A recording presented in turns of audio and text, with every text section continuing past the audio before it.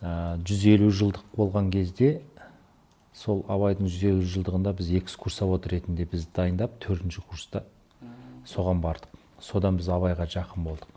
Кәмен Оразалиннің Абай ауылына саяхат деген кітабы бар. Сол кітапты жаттадық біз. Жатқа білеміз. Сонда мына 180 шақырымға біз практика ретінде қонақтарды күтуге дейін 20-25 рет бардық. Сонда 180 шақырым жердегі әрбір тас, әрбір сай, әрбір жылға, әрбір өзен, көл немесе қырат дейді ғой, солардың бәрін сөйлетуге тырыстық. Маған бөлінгені қазақ диаспорасы болды. Мына Халиф Алтайдан бастап. Сол Халиф Алтайдан бастаған қазақ диаспорасы шетелден келген қазақтарды мен алып жүрдім. Сонда мына Абайдың елімен, Абайдың құдіретімен таныстыру болды. Біздің Күшікбайдың кезеңінен бастап, Күшікбай кезеңі неге солай деп аталды. Ол жерде Қорғансыздың күні. Ол жердің бәрі сайрап жатыр. Абай жолында Мұхтар Әуезовтің әңгімелерінің барлығы сол жерден алынған. Үйлену, тағы да басқа. Енді кешегі біздегі мақала, ол дер кезінде жазылып отыр ғой мақала. Енді бір Абай туралы айтқан кезде Абайдың 175 жылдығын биылғы жылы біз атайық деп жатырмыз. Атаған кезде мынау 20 ғасырдың, 19 ғасырдың өз Абайы бар, 21 ғасырдың өз Абайы бар. Неге олай дейсіз ғой? Өйткені Абайдың өлеңдері, Абайдың сөздері ол өміршең. Абайды ұлы тұлға дейміз, данышпан дейміз, басқа дейміз, бірақ дегенменде бұл жерде неге данышпандығы? Данышпандығы сонда Абайдың көрегендігінде, Абайдың даналығында. Оның өлеңдерін қазіргіге алып қарасаң да, дәл қазірде қажет. Ең қажетті дүниелерді айтқан. Біріңді қазақ, бірің дос, көрмесең істің бәрі бос. Екінші бір мәселесі бар, Абайдың айтып отыратын, мысалы, осы мақалада да, басқасында да айтылып отырды, адамзаттың бәрін сүй бауырым деп. Енді Абайдың бүгінгі күндегі қоғамда қандай проблемалар бар? Қазақ, бұрынғы кезеңдегі қазақ, 19 ғасырдың қазағы 21 ғасырда қандай жақсы жағына қарай өзгерді? Бұрынғы жаман ғадеттердің барлығына арылды ма, арылмады ма? Соны саралап келген кезде Абайдың өлеңдеріне жүгінеміз, Абайдың қара сөздеріне жүгінеміз, соның барлығы белгілі ғой. Сонда Абайдың айтатыны бар. Абай енді ол кедейді, байды деп кезінде зерттеп жүрдік, ол мәселе онда емес. Абайдың айтатыны бар.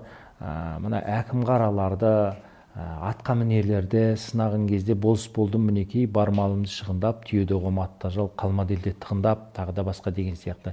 Бас-басына би болған өңкей қиқым, мінекей бұзған жоқ па елдің сиқын.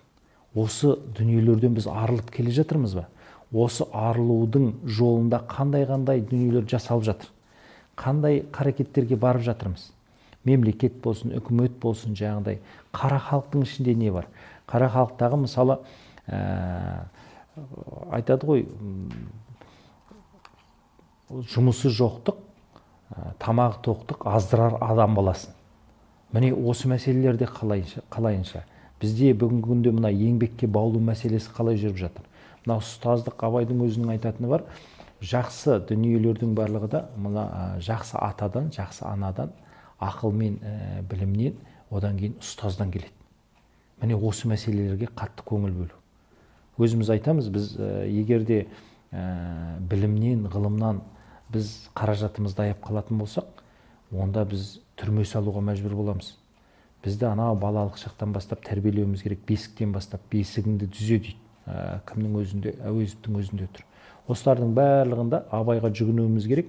Абайды жалаулата берудің қажет жоқ. Абайды жүрегімізге түйсіну үшін кеше үлкен эстафета өтті. Мысалы, Абайдың өлеңдерін жатқа оқу мәселесінен.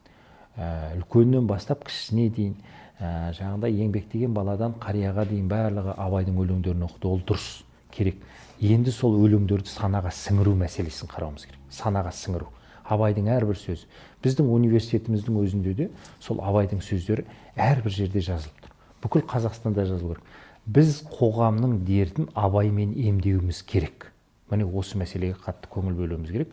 175 жылдық деген кезде Абай бізге сол үшін керек. Абай мына қоғамды қазір қазақ елін, жалпы қазақ деген ұлтты мына қоғамдағы айтады ғой, мына жаһанданудың табанда жұтылып кетпеу. жұтылып кетпеу керек.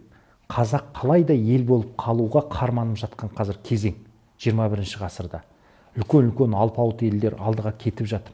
Бізде білімге, ғылымға қазір шамасынша жаңа мемлекет өзінің жаңа көңілін бөлуге тырысып жатыр. Енді ары қарайғы дүние жаңағыдай білімді, ғылымды балаларды, жастарды өсіріп шығару. Осының бәрі абайдың өлеңдерінде. Абайды тану арқылы біз абайды тану арқылы қазақ болып қаламыз. Қазақ болып қалу мәселесін қазір көтеріп отырмыз. Абай бізге көмекке келіп жатыр. 21 ғасырдың қазағына да абай керек.